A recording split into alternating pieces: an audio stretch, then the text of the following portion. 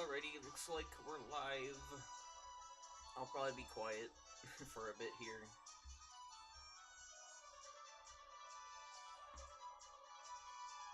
I'll pop out of chat.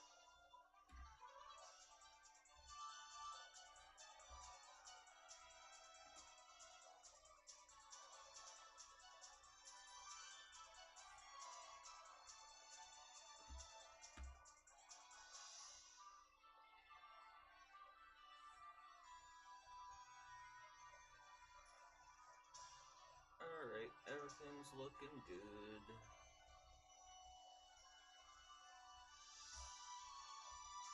Let's find something else to watch.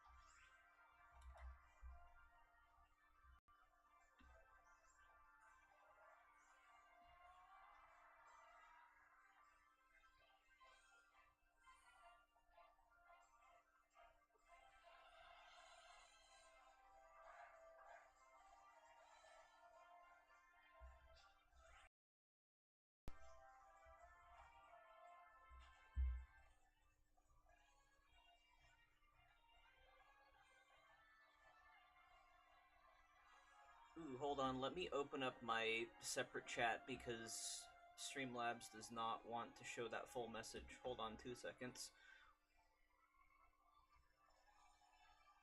I hope you've been well. I hope you've been well too. Nice to see you here. I've just been vibing and shiny hunting by myself. I hope you're doing well, Anya. Sorry, I gotta figure out how to move my setup because I was watching some YouTube. Come on. Streamlabs does not want to move the size. There we go. Hope you're having a good day.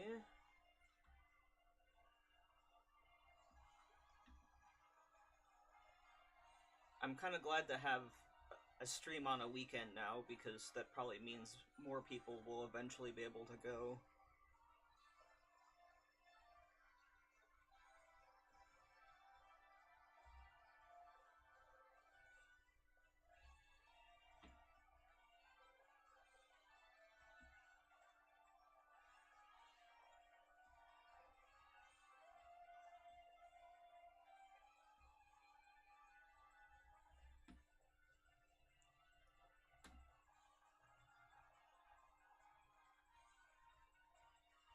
No worries, not doing bad. I learned how to add timestamps to videos today, so that's a good day. Oh, absolutely. I need to work on that. I should really, like, spend a day adding timestamps to my videos.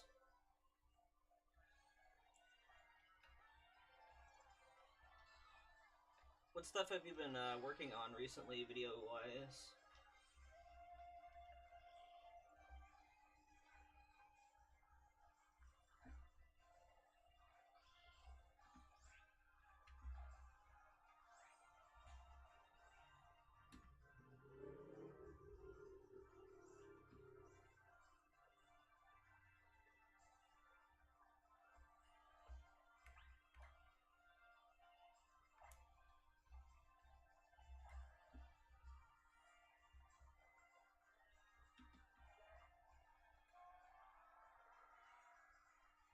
Few Hightail shorts, but this video was a Fields of Mystery. Nice! I've heard about Hightail. What kind of a game is that? Because I've heard that name, but I don't know much about the game itself.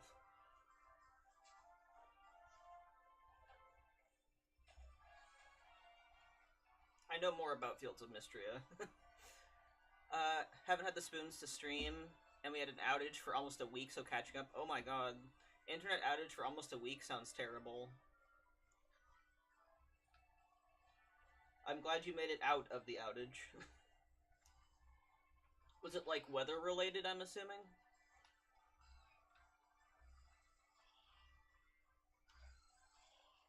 And I feel you about the spoons to stream. I took a break from streaming for a while myself.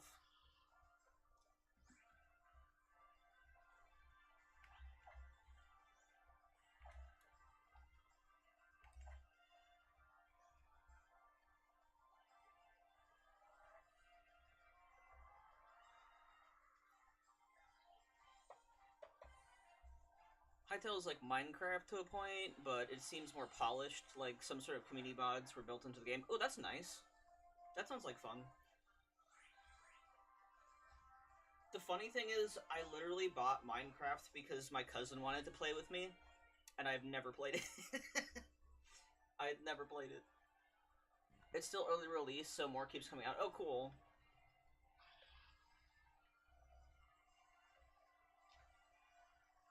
I kind of want to, like, the one early access game that I'm interested in is Paralives. I'm kind of thinking about getting it in early access if I can, because it looks fantastic, and I'm excited for that game. It's like one of the few games I'm actually excited for right now. Yeah, it was weather-based. 55 to 60 miles per hour winds for 2 days? Good god. Yeah, that's a crazy windstorm. That would definitely cause some power or some outages for sure. Good lord. I have family down near the border of Washington and Oregon on the Washington side in the Columbia River Gorge, and they get crazy windstorms and ice storms down there. So I've definitely experienced that kind of thing, and it is not fun.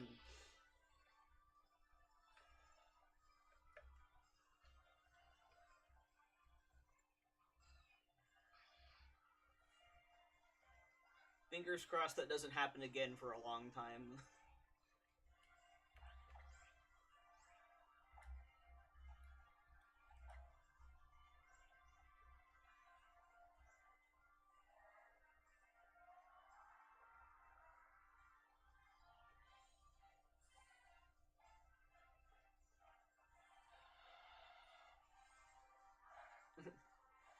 I love that you have family there because it's the location for a lot of stories in my favorite book series. It seems like ever since Twilight, so many things have been set in Washington.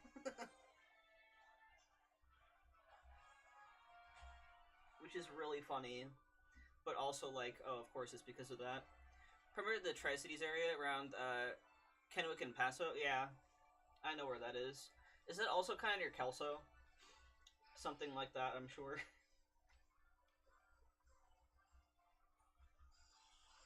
But yeah, they live in a small town on a tiny little private road. And then my step-grandma lives in Portland proper.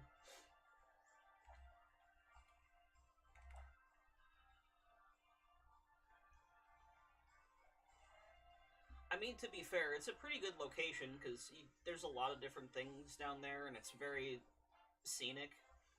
They've had a whole bet set around Maryhill, I believe. Oh, gotcha. That's funny.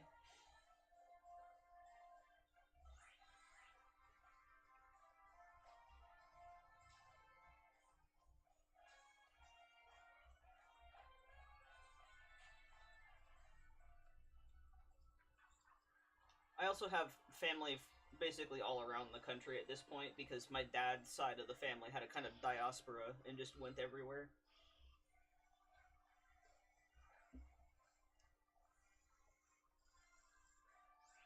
I want to visit the Petroglyphs there because of it. Yeah, that I mean, I'd want to visit the petroglyphs just because I'm a big historical nerd in general, and that's the kind of thing that whenever my family, like just me and my parents, went on vacation as a kid, it's like, let's go to the historical sites and the museums, and everyone's like, yay! I really want to go to like a lot of different areas with paleontological stuff. Like especially those caves in France with those super old cave drawings. I'm like, I need to see that.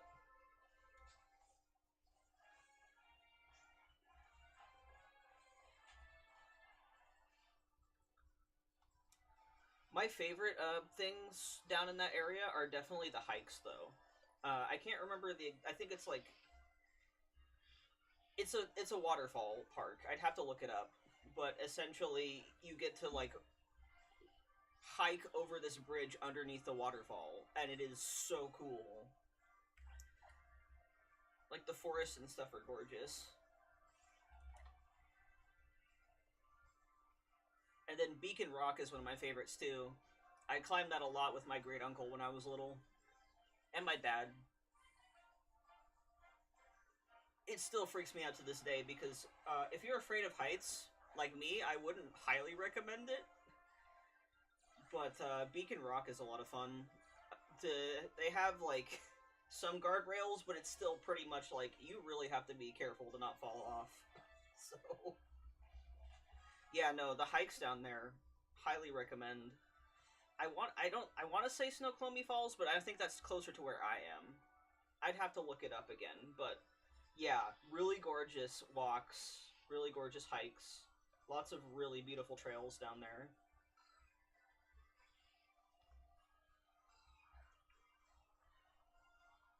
And my dad's a photographer, so it was a lot of, okay, let's keep moving, Dad. And he was like, no, this is a perfect angle. I gotta get this shot.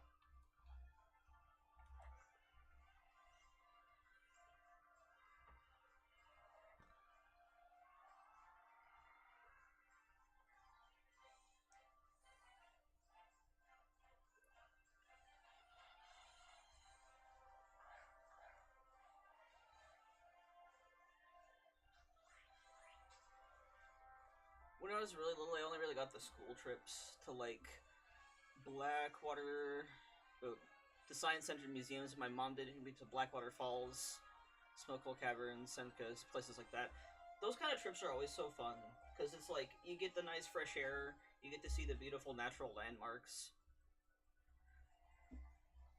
One of my favorite, like, I didn't do this in school because I didn't live there, but down in Oregon, kind of near Portland, there's a science museum called OMSI. I think it's like Oregon Museum of Science and Information or something. I'd have to look up the exact acronym, but I love science museums.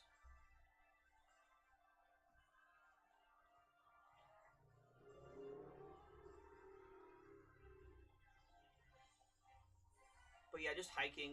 I'm not the best at hiking anymore. I have garbage knees, but I do love, like, being slow and stuff.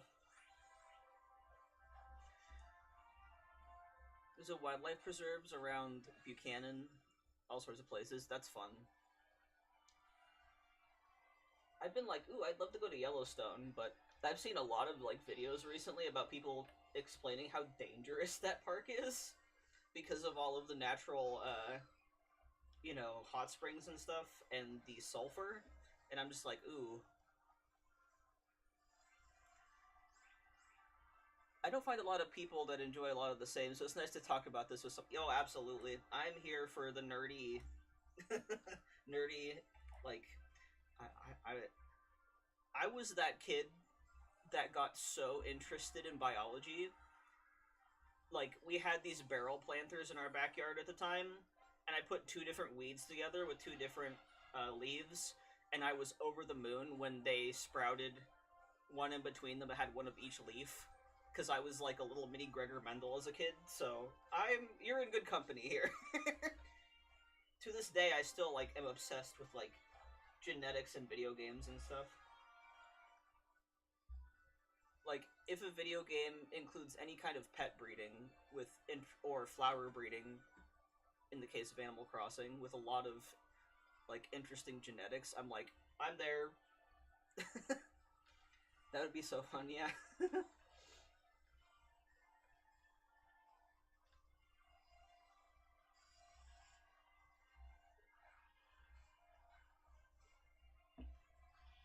I think if I weren't, like, oh yeah, no worries.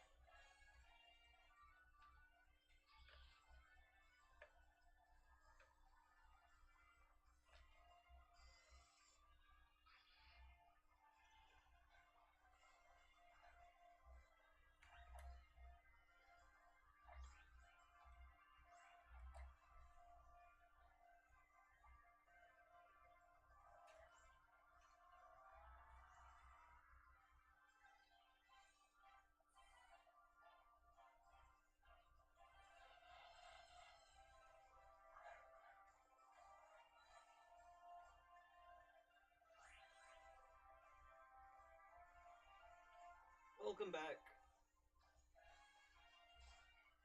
You know, I was thinking about the petroglyphs. Not quite the same, but just reminds me of when I went to see Stonehenge as a kid. It was raining because it's England. And I was just miserable, and my mom's like, no, we have to stay here and look at Stonehenge, it's important. And it was windy, too. And my dad and I were just, like, squinting in the wind and rain, and my mom's like, we need to look at this longer. We paid money to see Stonehenge. This cracks me up. I don't know, I was always the dorky kid who just liked learning new things. The Carnegie Science Center is probably my favorite. Same here. I was always, like, my favorite thing, one of my favorite memories in elementary school was I used the word melancholy in front of my friend. And she was like, what does that mean? And that kind of broke my reality for a bit, because both of my parents didn't treat me like a kid, like, in the same way that you would baby someone, you know? They just treated me like a fellow person and taught me a whole bunch of words that most elementary school students wouldn't know, and I'm like, oh. Yeah, I mean, I've been to England a handful of times, and I've been to Ireland, and I've been to Wales. I haven't been to Scotland, or anywhere else in Europe. But one of the times I went to the UK was because I was in a private choir, and we went to the Eisteddfod in Wales. I think we got, like, second or third in our division. But that's one of the times I went over there. So that was, like, a built-in trip for a private choir I was in.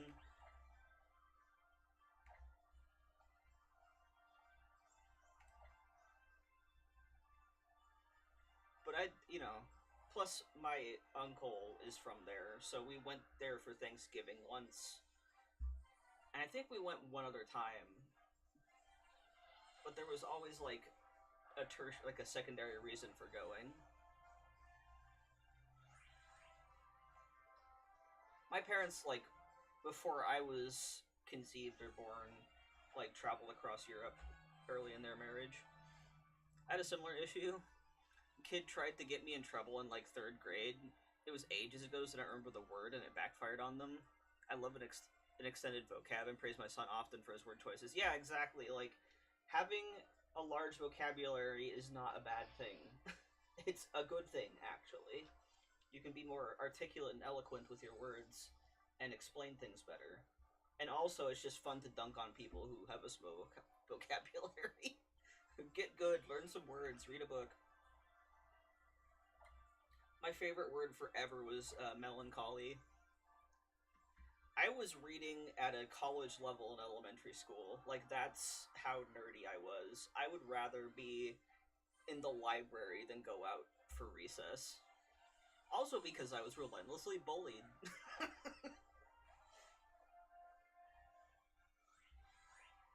I had a target on my back because I was really weird, really smart, and I did not act like people would expect me to.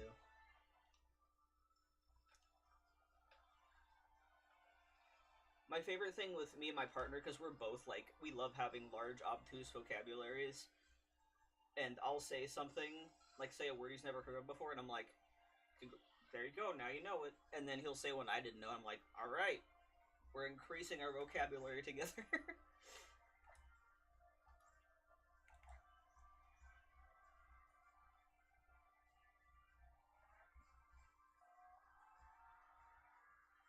I also like using, like, really archaic vocabulary, too.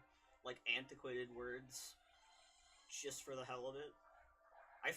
This is how nerdy I am. I follow the Merriam-Webster dictionary on Instagram. And I'm like, yes, give me the word of the day. I want to know.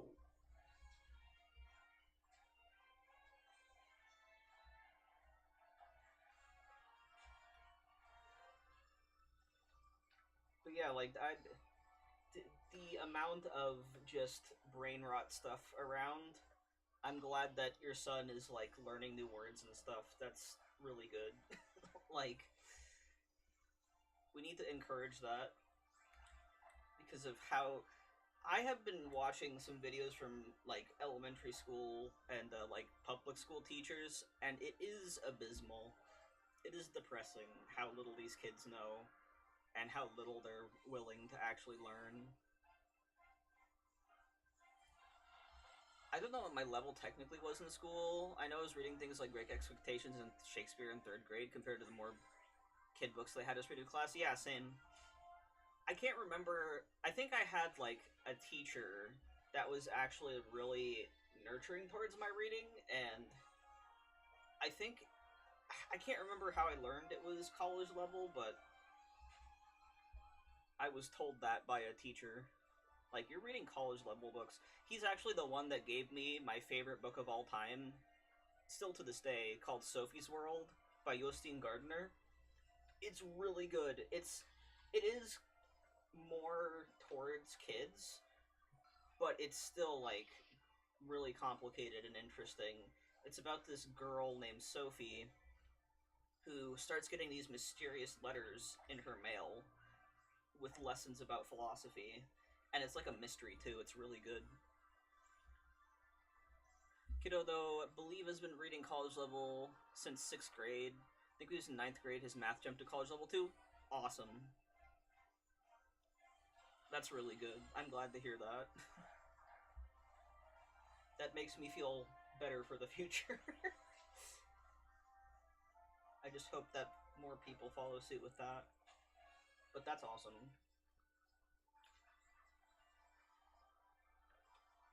I'm jealous. I am so bad at math.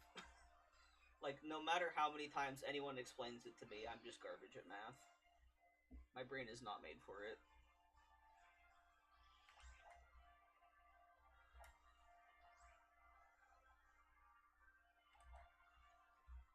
Which is funny because, like, my parents are both good at math, and my dad especially is like, what do you mean you don't understand? I'm like, I literally don't understand. I'm pretty sure I have dyscalculia, but I don't want to get tested because, I mean, what would that do for me as an adult, really?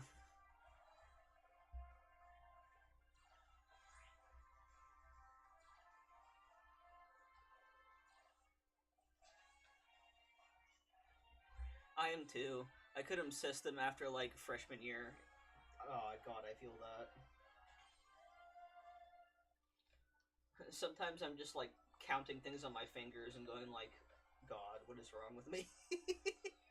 I'll even do, like, very simple stuff on the calculator because I don't want to get something wrong. Like, I don't trust my own brain with that. I don't.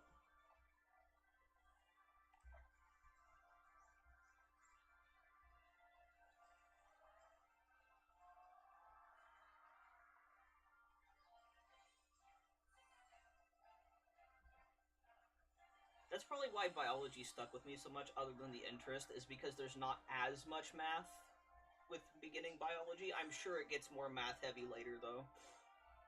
Give me history, give me myth and lore, give me science that involves bio and anatomy, I will rock the world. Chem and algebra 2, etc. fail. Same. English lit 2, exactly.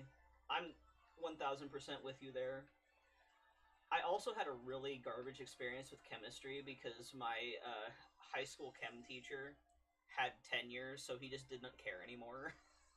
He was literally just hand us the textbook and then dick around on his computer.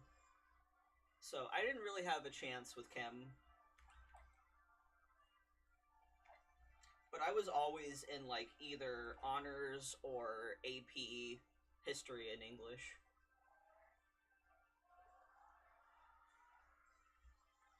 My mom was also an English and history professor, so that helped a lot. And then, like, art and that kind of stuff, too. I always figured it was the left-right brain thing. I think that's pseudoscience. I looked into it, and I don't think that's actually real. But I think people are inclined to different things, because if everyone was inclined to the same things, we wouldn't have a working society. So I do believe we do have different inclinations, but it's not left-right brain. That was proven as pseudoscience. I've looked at a couple studies about it.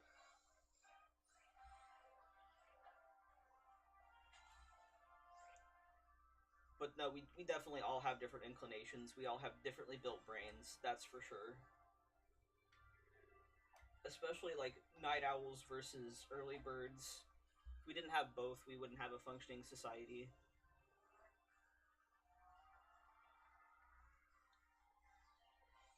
And I am definitely not an early bird at all. Like, I even adjusted my medication time and I still can't get up at like 9 o'clock very easily. I'm just not built for that.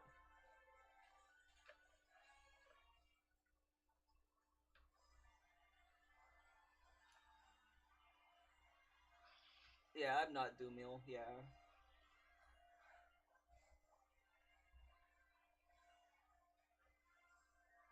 It's just one of those things where it's like, look, if everyone wanted to be a doctor, who would be anything else? If everyone wanted to be a lawyer, who would be everything else? It's a good thing that people are built different.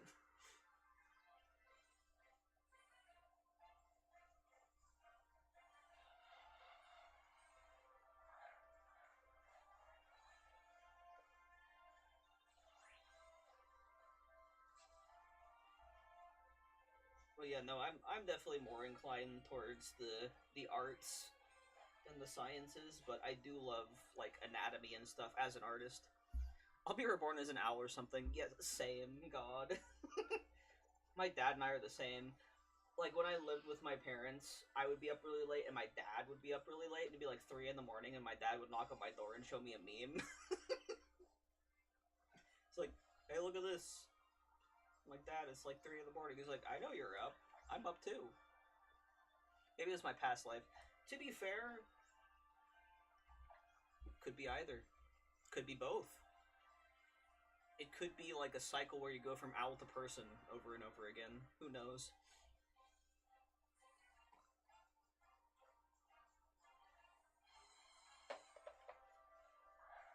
I feel like I wouldn't be an owl because I'm afraid of heights. I feel like I'd be like some kind of shrew or something. As weird as that sounds. I think hedgehogs are actually nocturnal because they eat insects. They're insectivores. I'm pretty sure they're nocturnal, so I feel like I would be a hedgehog in the desert because I am either a hedgehog or a lizard. Those are the two things that I would be. My dad was always more nocturnal too. I figured it was like his military history and working a lot of night and swing shifts. Oh yeah, that would definitely contribute to being a night owl for sure. Some night owls are born, some night owls are made.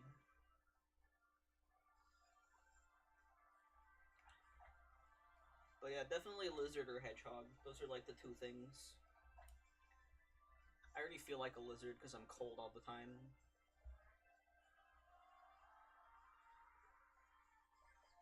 One of my favorite jokes to make with people is like, when they're like, what do you mean you're cold all the time? I'm like, I don't know, I'm a lizard. I guess I need a heat lamp. I just need a basking rock and a heat lamp to lay on. If I could choose, I'd be a fox. Foxes are cool. I like foxes. I'm like so tempted by the fact that there were those. I think they're still working on that project, but in Russia they're working on making domesticated foxes, and I'm like, don't do this to me. I want one. They're still not good pets, but they are a lot more familiarized with people at this point. And it's just like, how dare you do this to me? Not just because I like the animal, but a lot of myth from a Native American to Japan and Korea. Oh yeah, foxes are in a lot of mythology, which is very interesting. And I like that they all have a very similar role too. Because foxes are sneaky, just because they like to hide and they like to ambush hunt and stuff. So it's really cool that a bunch of different cultures had the same thought about foxes. I really like that too. I also like coyotes a lot. But yeah, definitely. And also, ravens have a lot of shared mythos between areas for obvious reasons. Oh man, I got to pet one before. My pap raised and trained American foxhounds. The foxes weren't actually harmed. Aww. That's fun. The most, quote-unquote, exotic animal that I've ever pet was a chicken. Not exotic at all, but Yeah, dragons, exactly. I'm assuming it's because of the fossil record. Like, that's the most probable thing. Like, they see these gigantic fossilized bones and speculate what they could be. Plus, but from way over there to way over before Discovery, it's so fascinating. No, absolutely. I'm pretty sure it's because of the fossils. Like, they found these giant bones that look like lizards, and they're like, what is this? But I love that, as much as they're similar, they're so unique in how they're designed, too. Could have been a special breed of chicken. I don't think it was. I think it was a pretty common chicken, but that was when I went to this music camp as a kid that no longer exists. And they just moved to a new location, and the area that they were renting or whatever had like this farm on it, and they're like, hey, do you want to pet the chickens? I'm like, I want to pet a chicken. Speaking of dinosaurs, the closest living relative to T-Rexes, little cute goobers. I love chickens. They are Western Dragon versus Eastern versus Aztec. Yes, exactly. I love that Quetzalcoatl is probably the most accurate because it includes feathers. Before anyone had any idea that dinosaurs probably had feathers, which is so sick. Rhode Island red chickens. Oh yeah, those are cute. I like the super fluffy ones. What are those called? I can see the chicken in my head, but I can't remember the name of it. That's what my pap had mostly. Oh yeah. Rhode Island Reds are a nice breed of chicken. The more fancy ones are fun to look at, but I like just the classic farmhouse kind of chicken. My grandma had like those ceramic rooster and hen sets in her kitchen, and it just makes me think of her.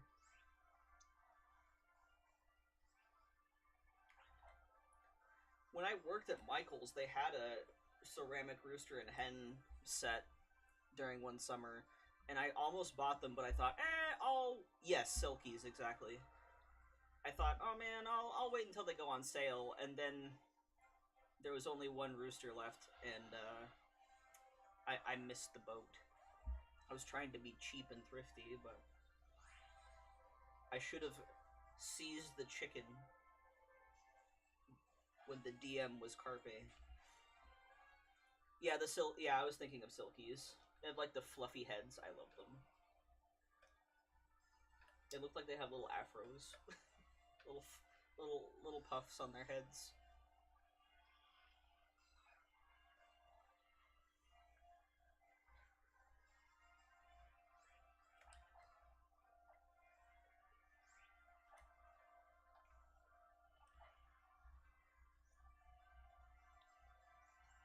Oh man, speaking of farm animals, this Miltank hunt is dreadfully slow. Like, sure, we see 5 on each console, but we're already at 11,000. I remember seeing them in his books. Yes. I've watched a lot of Backyard Chickens content just because I'm like, I love chickens. They're so cute. There's a lot of really pretty chicken breeds. Some of them are like really freaky weird looking too. I'm thinking of this one breed of chicken that has like roosters that are like super tall and kind of weird looking. I think they're like an Indonesian breed. I don't have chicken breeds memorized like I have dog breeds memorized. I have more dog breeds memorized than chicken breeds, but I just love watching them.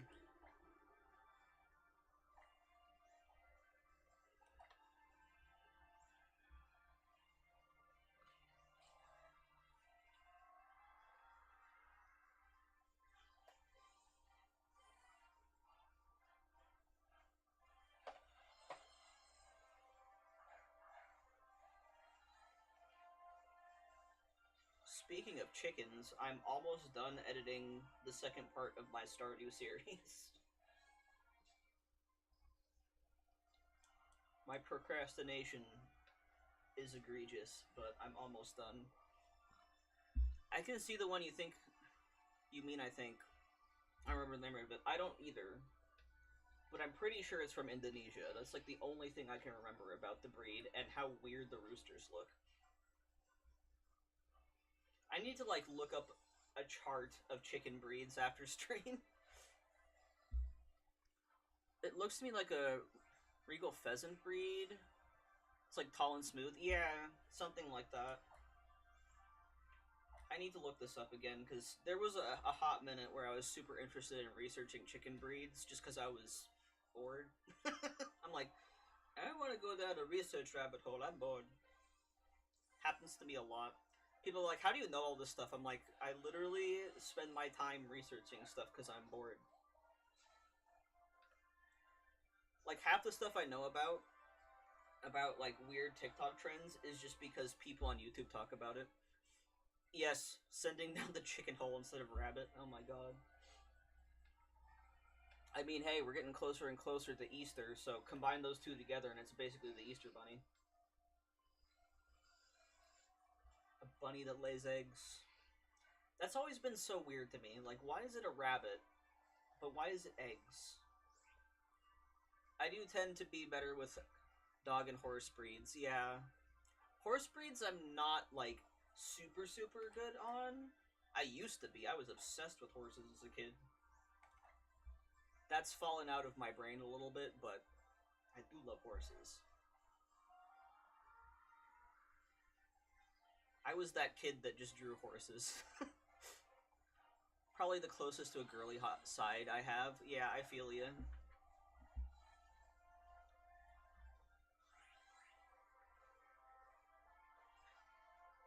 When I was growing up, my grandparents had this neighbor that had horses, and I would go over and feed the horses. So I was, like, obsessed. Ooh, wanted to specialize in being an equine vet, but math. Yeah, it's such a shame how many cool, like, jobs and stuff have the math barrier. It's awful. I wanted to be an architect, because I was really interested in building houses in The Sims 2 as a kid. And then I found out it needed a lot of math, and I'm like, no, can't do that. Absolutely not.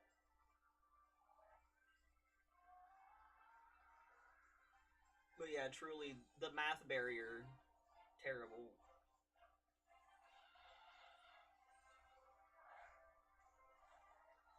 Like, so, the sciences in general require a lot more math than I would initially think. I with my cousins all the time. Then my boyfriend, my BFF in high school, I'd happily muck and feed to ride. Oh yeah, absolutely. Like, hey, I'll scratch your back if I can ride your horse. I rode a pony as a kid, but that's closest I got to.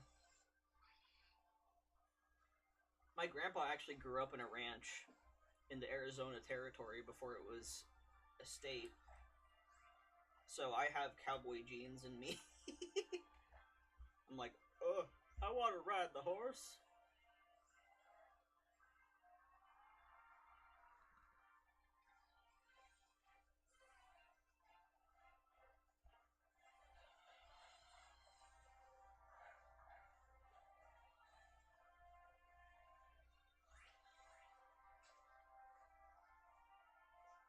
Yep, I was always welcome because I worked for the reward. And that's how to do it. That's how you get in the good graces. And that's a good thing.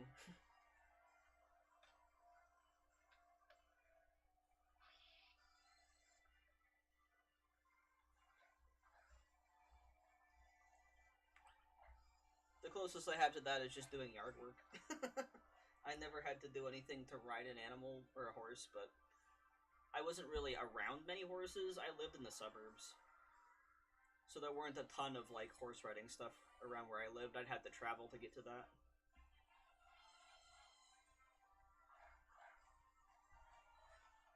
I'd have loved to been on a horse ranch. I looked into some that do tourist cattle drives, etc., just for funsies. That would be fun. I'd do that. I would 100% do that. That sounds like fun. And cool that some places do that, too. Like, I mean, hey, tourist money is not bad.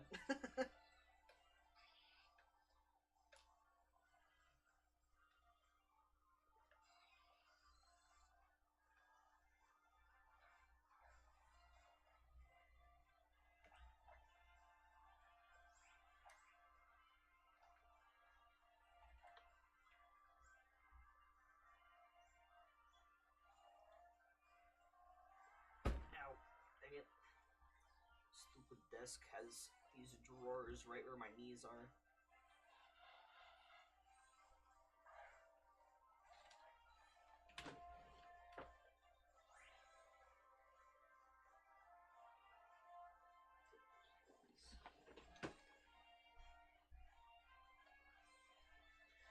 Yeah, despite how rural we were, small town suburb still, so I couldn't have my own, so I spent the whole summer on my grandpa's farm. I loved it and doing the manual work, which also made me weird to my peers. No, I'm fine. It was just a little bump. Got up to get my compression gloves, because unsurprisingly, playing the keyboard like this is hurting my hands a tiny bit. It's more of a reflexive ouch than it actually hurt.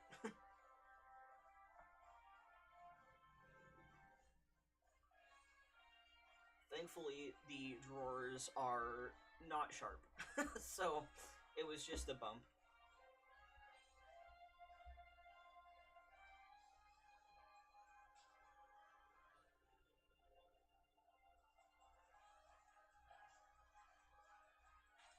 Yeah, gotta protect my hands. I'm basically doing octaves for hours.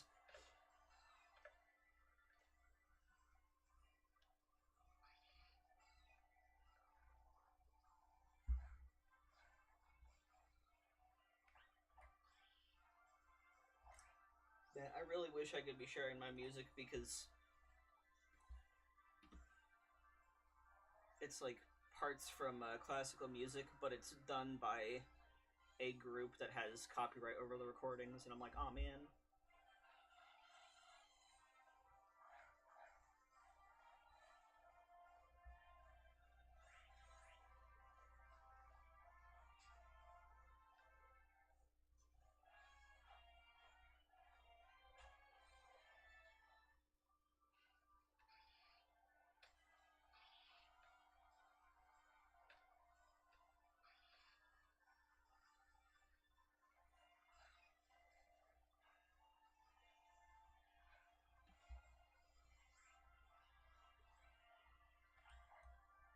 But speaking of farming, but in video games, I'm excited to go back to my Stardew save, because I haven't touched it since I've been editing the current part, because I don't want to make the same mistake I did and just record everything and get overwhelmed by all the editing I had to do.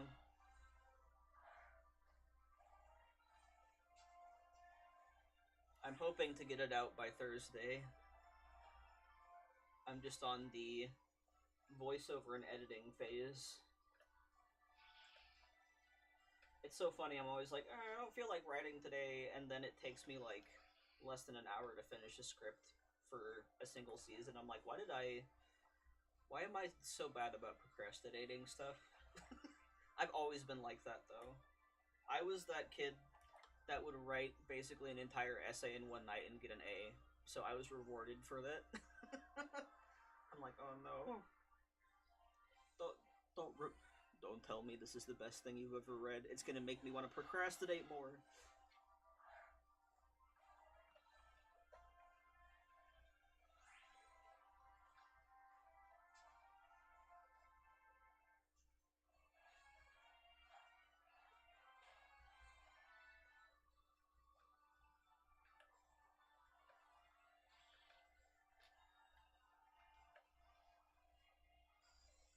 I suck at editing and do barely any still. Like, I'm still trying to learn the process, but I do feel the weight sometimes. Yeah, like with how I edit, it took me a while to get to the point where I'm at, because I did not know what I was doing. Like everybody who first starts. I actually started my channel in 2020. I barely posted anything, but kind of crazy that it's been 6 years almost. Right now it's the basics, then I'll include like GIFs or whatever else. I feel that. I like the two main videos I do are either Stardew ones where I have to write a script and then edit the footage to match my words, which is actually not bad at all. It makes the editing process easier, because I'm just like, okay, I just have to include what I said in my script, and then that's all good. But with Animal Crossing, it's like, how much do I show of the slow parts of it. Like timestamps. Sounds like something I should have known how to do, but nope. I still haven't looked into timestamps myself. I need to. I keep meaning to, and then I'm just like, eh.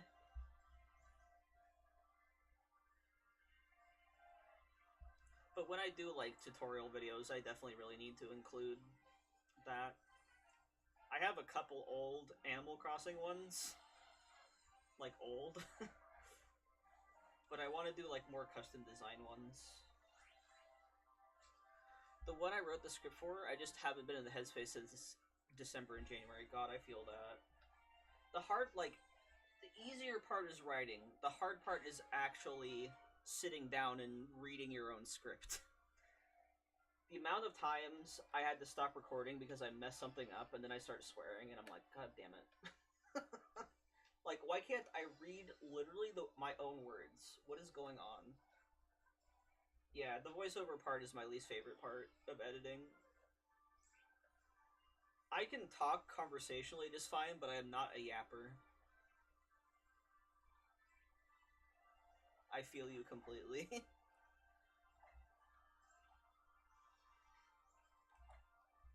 I used to, like, with the Stardew ones, be like, okay, I'll record the voiceover, and then I'll edit, then I'll record and edit, and I'm like, no, I gotta do it all in one fell swoop so I can just be quiet and edit. Especially because it isn't just basic me, I'm trying to add some entertainment to it and some flair. Yeah, I'm with you. I add, like, dumb jokes into it, and I'm just like... And then sometimes I write myself unintentional tongue twisters, and I'm, like, looking at my past self, like, why the hell did you write it like that? Like, you're trying to be funny, man? I can't say that. My tongue just implodes upon itself. Why did you do it like that? Also, I find it funny, like, sometimes I'll put jokes into my notes when I'm just watching back my footage and remembering what I was doing on that day in Stardew. I'll, like, add a stupid joke and then be like, you know what, I could throw that into a couple more places. Make a dumb running joke, why not? One of them being the fact that Demetrius asks for a melon, and then in the summer, if you talk to Lewis on the beach, he says, oh, your melons must look good at your farm. And I'm like, don't you dare look at my melons. How dare you? That's invasive, Lewis. So I added that as a running joke. How dare you talk about my melons? That's disgusting.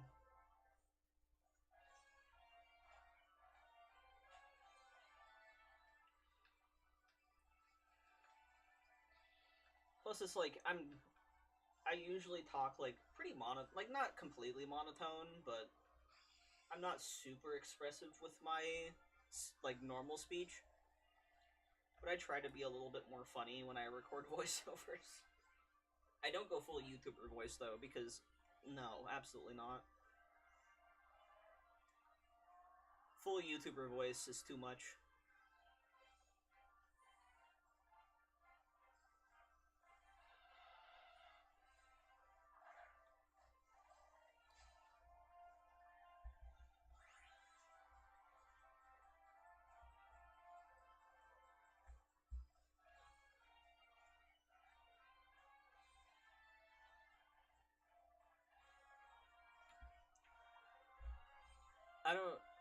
I don't know if you have, so assuming Asterion from Baldur's Gate, I do know about him because I have friends into Baldur's Gate.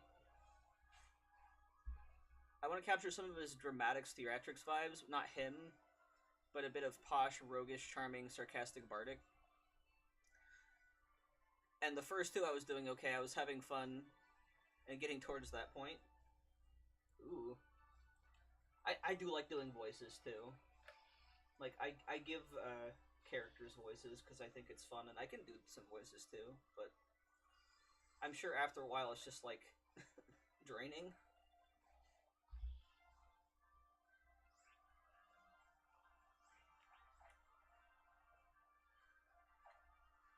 But yeah, Asterion definitely has a very specific posh voice in my brain.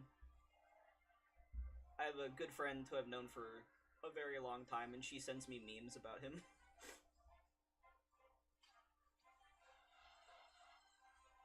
But now it's like that headspace and I was just not clicking. No, I'm with you.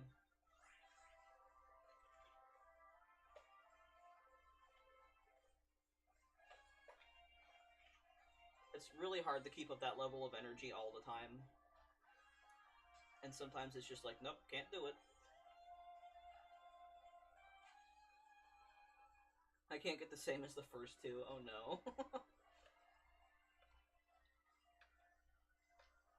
I think the other thing is, like, sometimes you can do it, but it's not sustainable.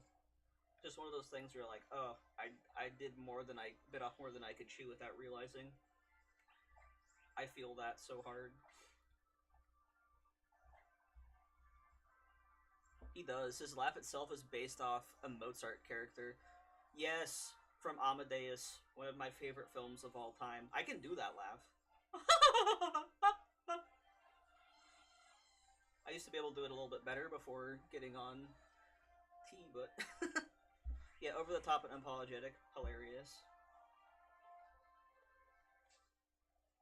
Amadeus is that movie that I would watch while doing chores, because I've seen it so many times. I swear, like, at some point I could almost quote the entire first few scenes verbatim.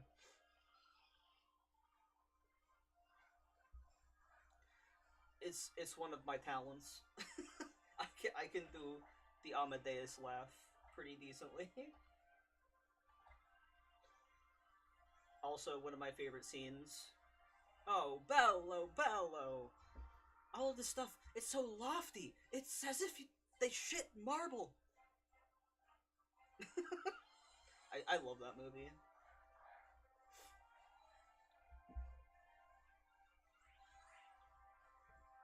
Definitely one of my favorites of all time. It's a good one. I've not seen it as much as you, but it's a classic. Definitely a classic. 1000%. And I love Tom Hulse. I didn't know this as a kid because obviously as a child you don't really care that much about voice actors in animated film, but he was Quasimodo in Hunchback, which you probably already knew that. But I'm just like, damn, Tom Hulse, you got some pipes. I watched that again recently because my partner's never seen it, and I'm like, oh, you gotta watch Hunchback. One of the best Disney Renaissance films. Probably my favorite Disney Renaissance film. Because it's so dark. It's so good. But yeah, love Tom Hulse. Great actor. I think he mostly does director and background roles now, which is cool.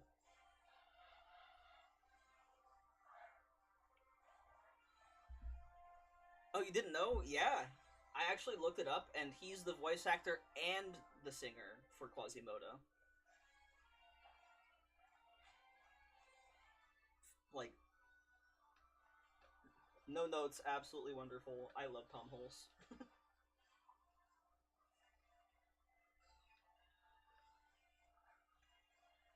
And it's funny, like, I thought about it recently because a couple of YouTubers I watch talked about the film and the production and everything, and I watch a lot of music theory channels, unsurprisingly, and they're like,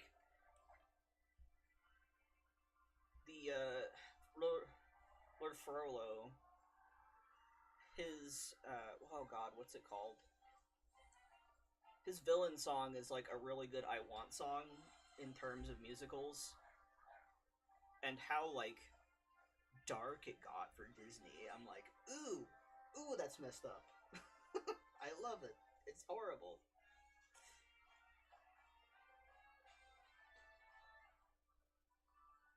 But yeah, if you want to rewatch Hunchback, and you'd be like very impressed by the songs. I think one of the songs they had to kind of pare back because Tom Hulse was having voice issues, so they had to make it quieter because he like blew out his voice singing "Out There," and I'm like, relatable.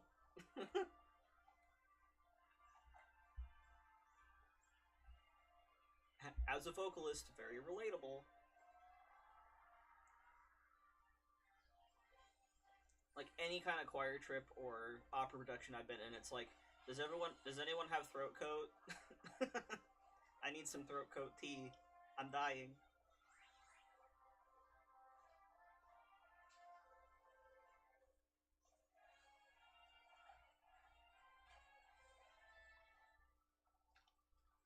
But like the taste of throat coat tea and honey just like lives in my brain forever because of how much I had it as a singer when I was like actually performing more.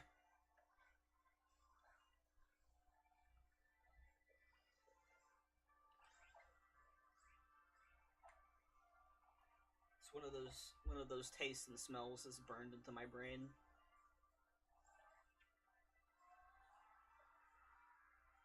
Lots of hot apple cider too.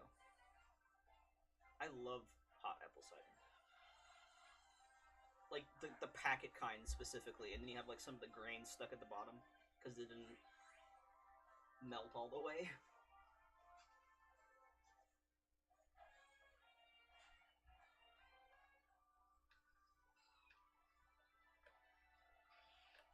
Oh right, the song was called Hellfire. Why did I not remember that? But yeah, Frollo's villain song is more of an I want song, which is unusual, but also so cool. Smells like that are neat memory conducting. Oh, absolutely. Like, you can totally have flashbacks by smelling particular smells because it reminds you of a memory. Same with tastes. That's a big reason why, if you're studying, they're like, chew gum while you're studying, and that flavor of gum will help you remember what you studied. It's really interesting. Like, I remember specific things where it's like, okay, you're allowed to chew gum just in the test because of that. Which I find really funny.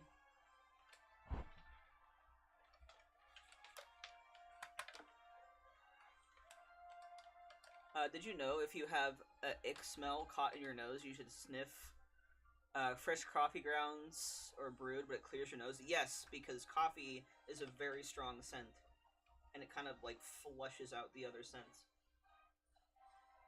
I'm pretty sure it's fresh ground coffee. I've heard of that before, but it's definitely like something that people do at like wine tastings to like get rid of the scent, aroma / taste of the previous wine so they can more appreciate the next one.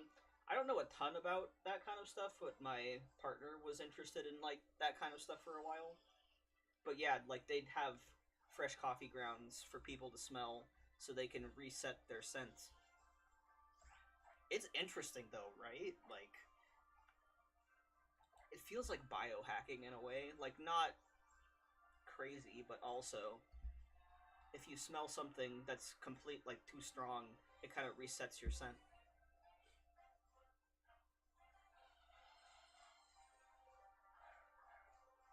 Humans are weird, man. Like the amount of stuff that we learn about this kind of thing is just infinitely fascinating and also so strange.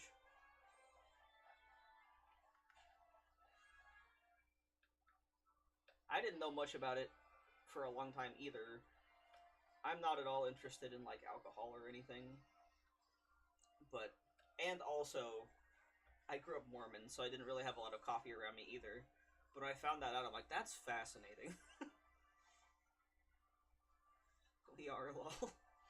Like that's another reason why biology is so interesting, because it's like, why are we like this? I need to know. Why does it do that? Why are olfactory senses so strange?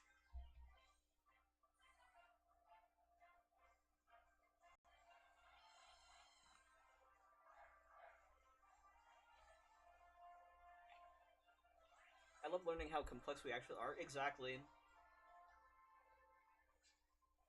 Like, the most complicated machine. Like, crazy. Also genetics and stuff. Like, what, huh? I think I was, like, super invested in it because I have bluish green eyes and both of my parents have brown eyes, but they each have a parent with blue eyes. So I got the recessive genes. Oh, yeah, exactly. I want to know. Like, I am just infinitely curious about everything. I'm like, why does it work like that? I need to know. And then when I find something out, I'm just like, oh, that was so satisfying. Now I know why.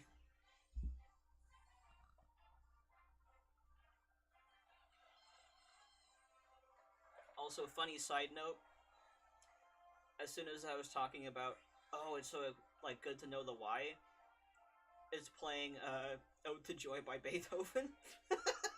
It's the funniest coincidence. I'm like, oh my god.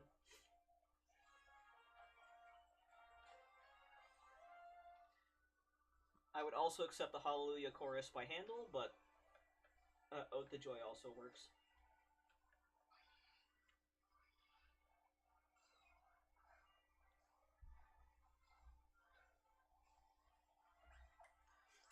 We always joke my son was from the milkman because he has blue eyes.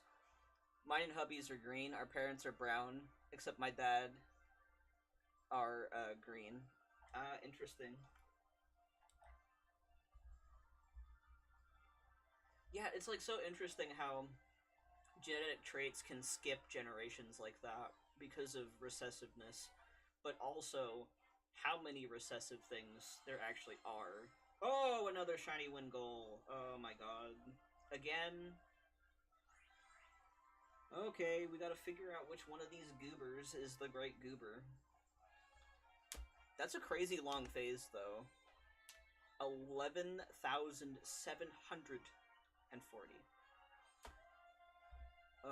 Good god. Okay. I was, like, looking right at that, too. I'm like, is that a shiny? I think it is. Alright. Stand up. Okay, can you see the win goals so I can tell which one is which, please? This is, like, my biggest problem with the hordes.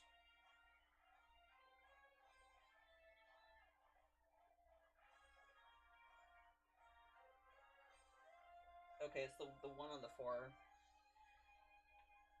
Or like how rare a female orange cat is. I've seen one in my life, and a friend who wasn't a vet didn't believe me. I was like, yeah, same with male calicos or like other things like that. It's crazy.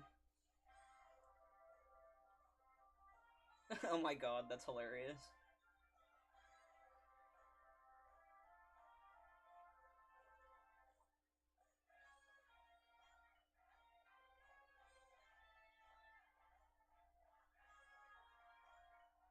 But yeah, like, male calicos, female oranges, like, stuff that's usually...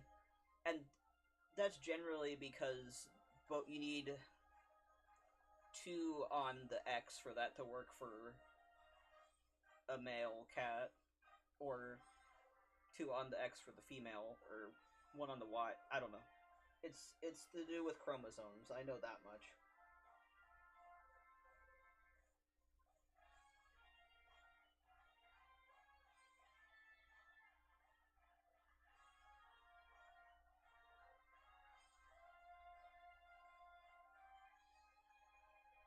It's definitely the one on the very end here.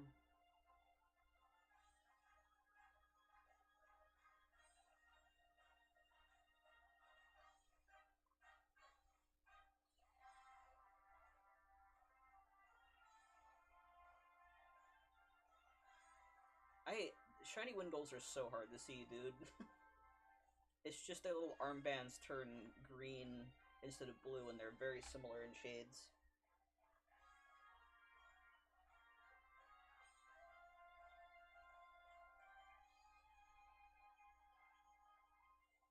Of course you're confused.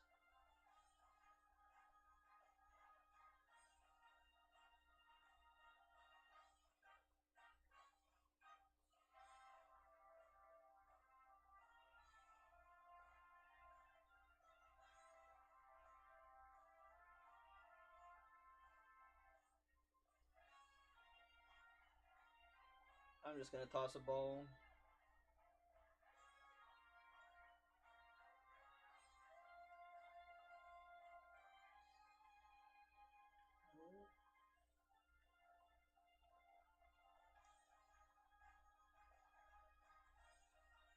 Please stay in the ball. Of course not.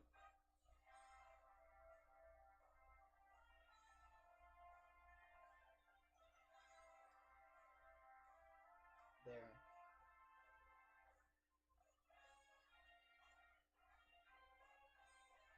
I really hope the next phase isn't as disgustingly long as this one was.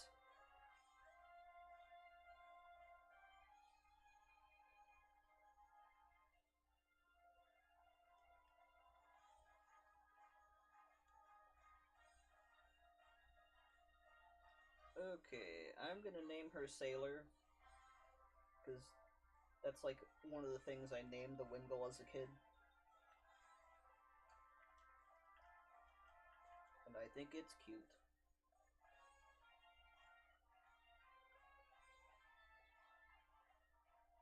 She has been captured. Now I gotta save.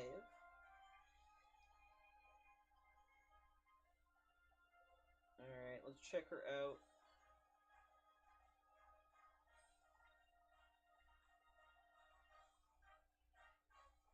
There she is, shiny.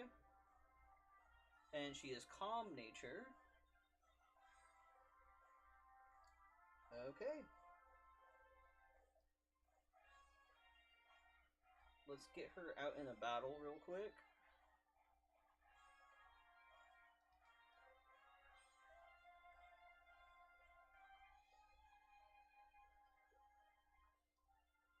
One of these days I gotta change my outfit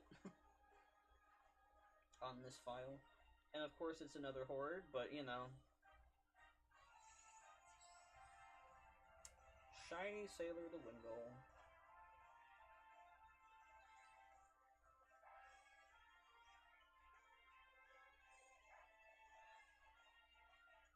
Alright.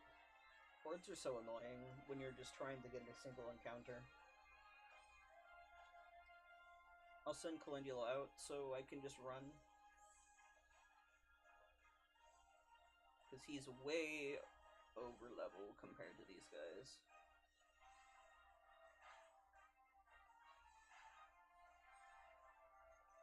This is why I turned animations off.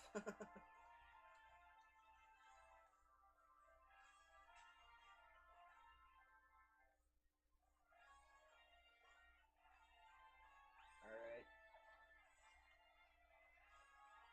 Ah, dang it. I didn't mean to do that. I'm waiting for Donut to tear me up. He likes when I put a pillow bridge on the couch and computer desk. And I put my legs up and toss and throw a blanket over. Oh man, that's funny. Ooh, a chat hot.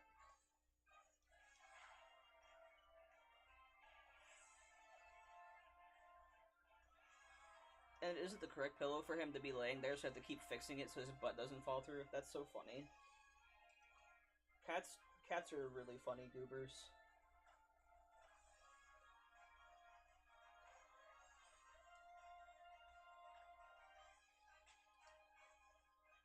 Alright, now I gotta reset up these files.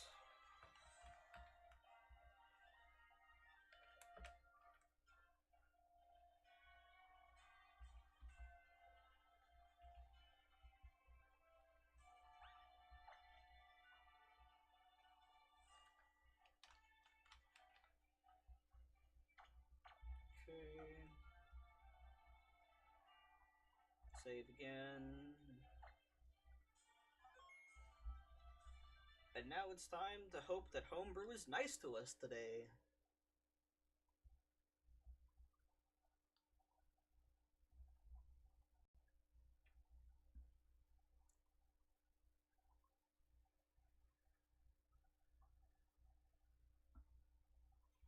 They are. Duncan's been getting more talkative too lately. It's like he's coming more into his own, expressing himself more. Aw, I love that.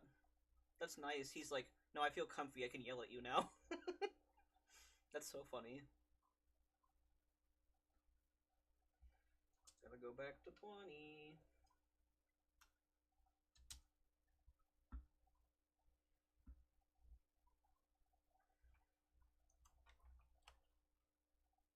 It's so nice, like, especially with adoption. It's like, aw, you like me. You feel comfortable near me. I'm so honored.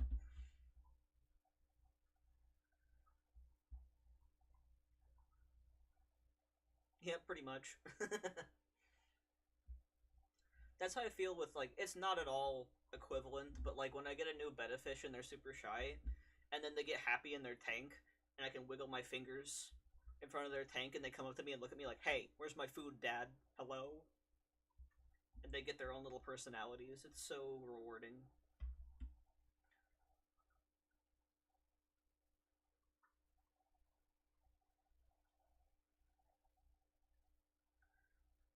It's Mom, you went down the hallway. Oh, gee, it's so long you didn't abandon me, right? Aw, that's cute.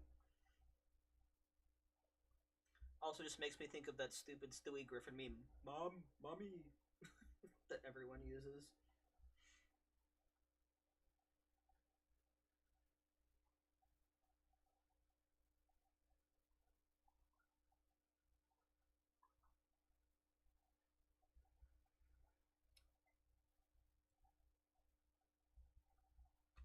Alright, homebrew. Homebrew gods, be nice to me. I need to just... It's only 4, okay, homebrew? You listen to me? It's 4.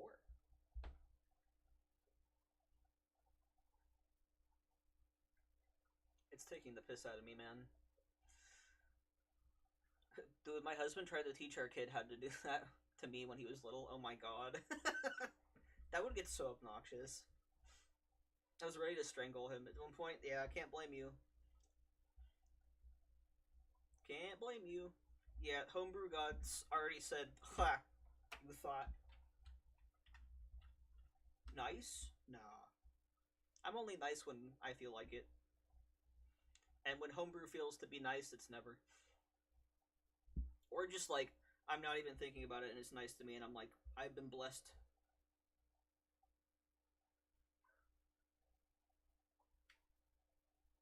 Also, I already have like snacks and stuff, so I don't think I'm gonna take my usual break.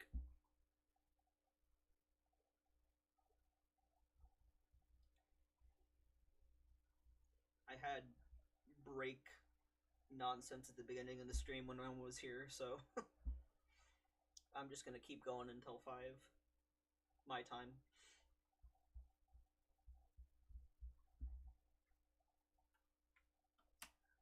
I forget what hubby used to use homebrew for, but it was equally frustrating at times. Yeah, homebrew is very like popular on the Wii. I want to get a Wii for it because homebrewing Wii is like really easy. It's similar to homebrewing a 3DS because it just requires putting some files onto an SD card, and the consoles have SD cards in them. But I mostly got homebrew to like backup saves and then copy them onto my other cartridges, so I don't have to have like a million separate files of Pokemon. Okay, import. Export. Export calendar. There we go. Ooh! It went back to the home screen without crashing.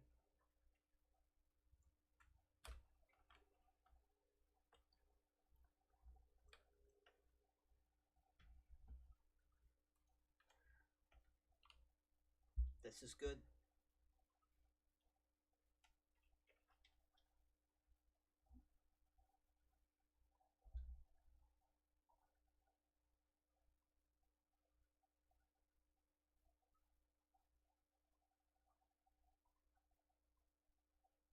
It's being nice. But, like, you can see how many different saves I have. Because I'm like, I want different saves. I do want to get a Wii at some point. I let my parents keep the Wii because they liked the Wii Sports and stuff. But I don't think they even have Wii Sports anymore. I couldn't find the disc. I gotta buy that for them at some point.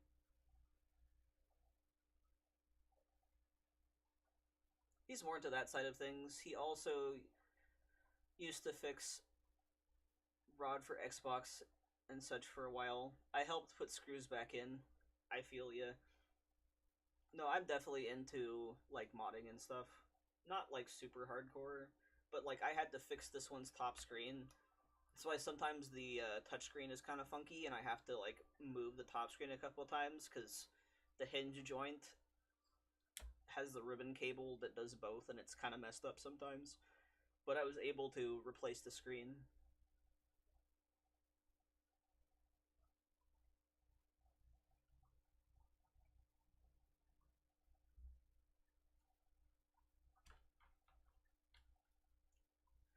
Red Ring of Death, got it. Yeah, I never had Xbox or PlayStation growing up. I started with a Genesis, like a Sega Genesis, and went straight to the GameCube and GBA. But yeah, I've heard Red Ring of Death is terrible.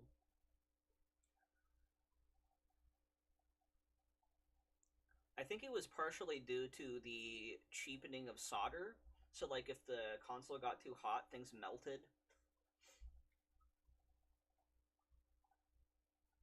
Would you look at that? Homebrew blessed me. And it even kicks itself out when I don't need it anymore.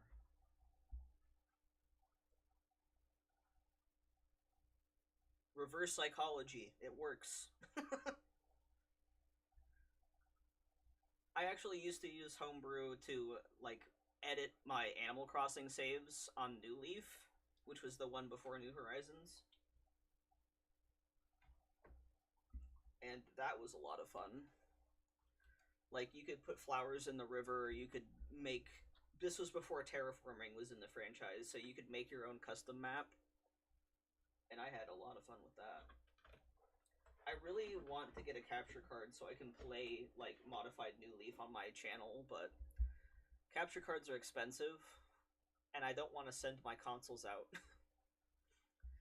Yeah, he basically cleaned up, replaced the solder and such. He also did some mods for the lights of the console and controllers. That's sick. I love that kind of stuff. Like, I want to get back into console repairing.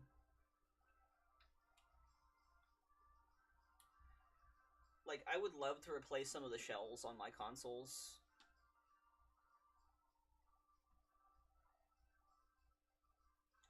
He gave me pretty blue lights on mine. Hell yeah. Love that.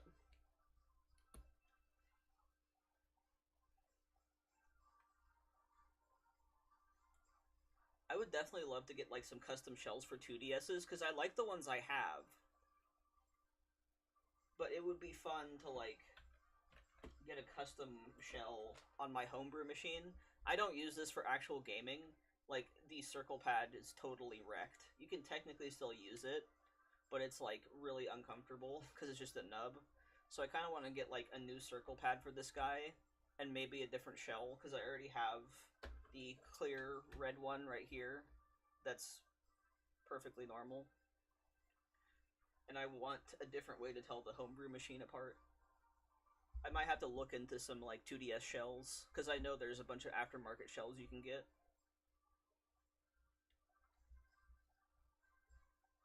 And there's a lot of really cool ones that are Japan exclusive, because the 3DS family of consoles is unfortunately region locked.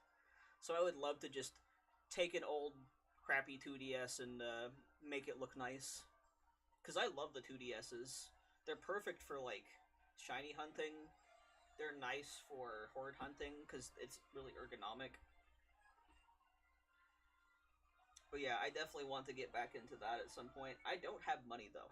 So I'd have to wait until a job pops up, or, you know, something else. Or I get to 500 subs here, and I get memberships, and then I can actually start making money off of this channel. Oh yeah, see, here we go. Sometimes I have to, like, crack it like that. Because this one is the one that I had to replace the top screen. It's another reason why I put, like, the stickers on it, because it doesn't look super nice.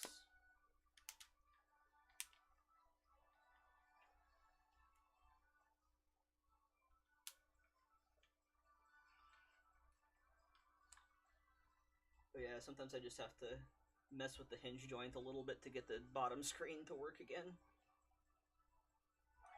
The touchscreen specifically.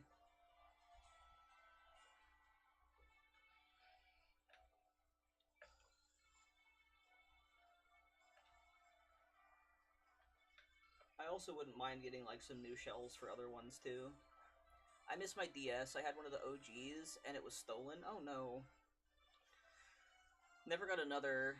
I think I liked the cooking game, probably Cookin' Mama, the Sudoku game, and Professor something game that was puzzles. Yeah, there was a bunch of really fun games for the DS like that. Like, my mom got a DS because she liked those kind of games. I know she had the Sudoku one. And she also had Brain Age, which is the puzzle one I think you're talking about.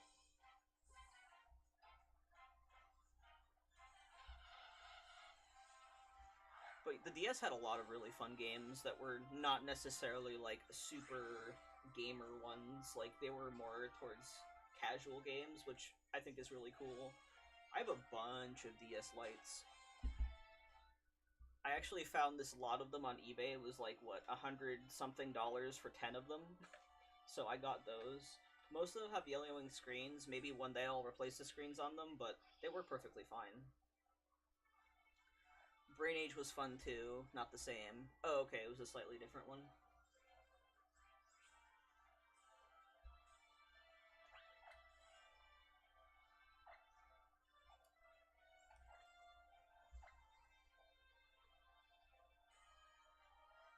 Professor Layton. Oh, those games are fun. I've heard really good things about those.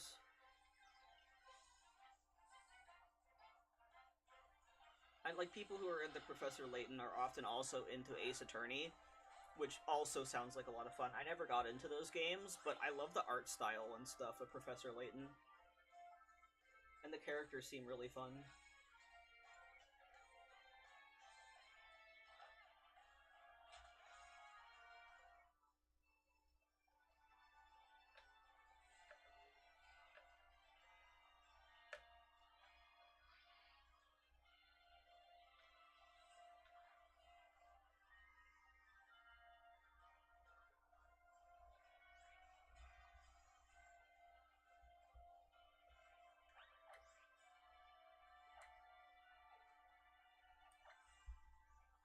Okay, there we go.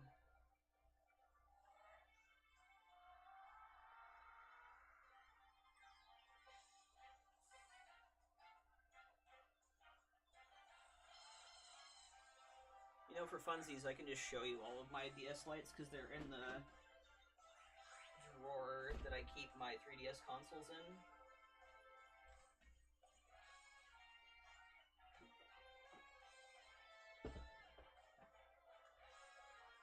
Some of these I had previously, a lot of them I got from that lot.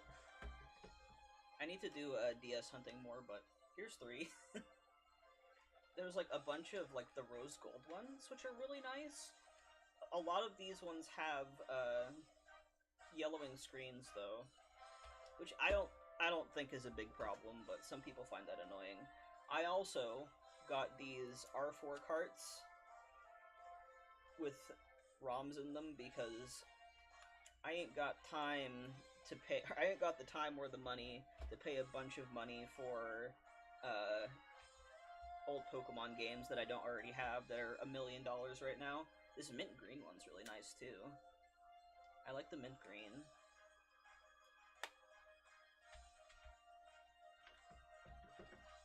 And then red and like really dark navy.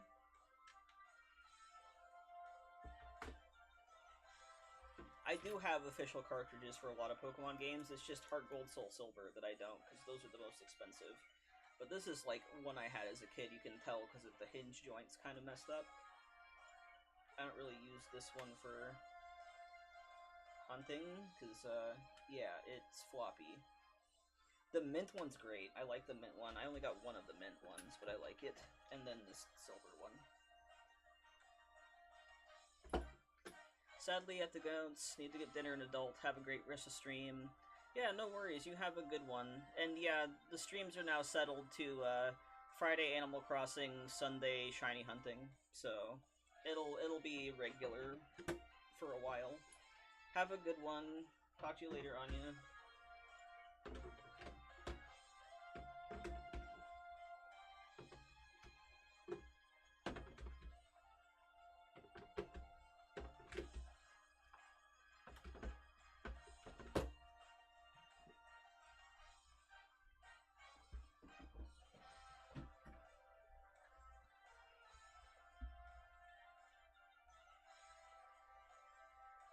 Yes, you too. Have a good one.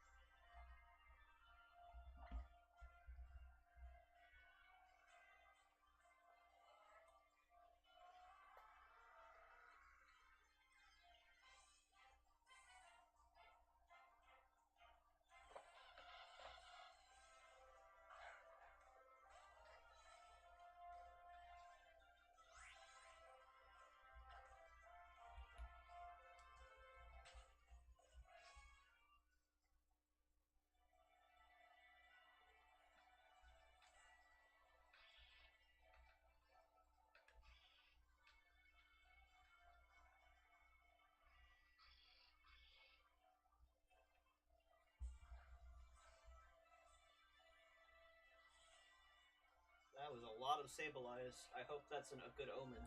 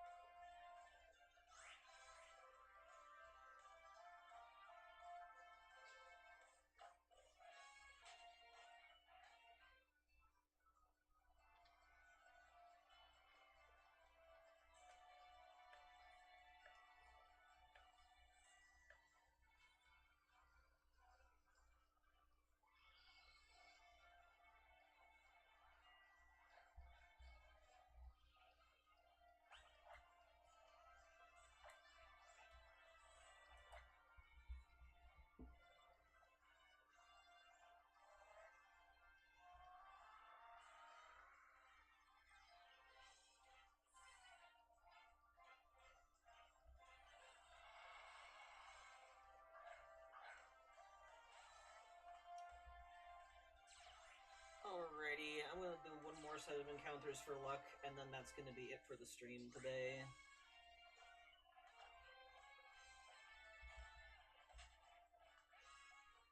Good old one more, just in case.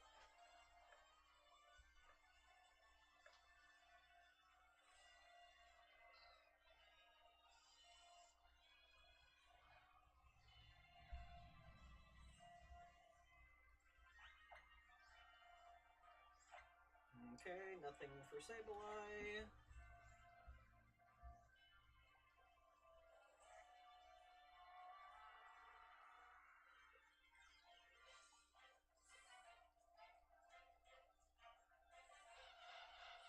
And all win goals. Alright, that's going to be it for the stream today. I'll be streaming every Sunday at the same time, and hopefully we can get Sableye so I can do other hunts, because I do want to get to soft resetting for starters in Fire Red Leaf Green, because I got those on the Switch. So maybe I'll find a way to do multiples at once.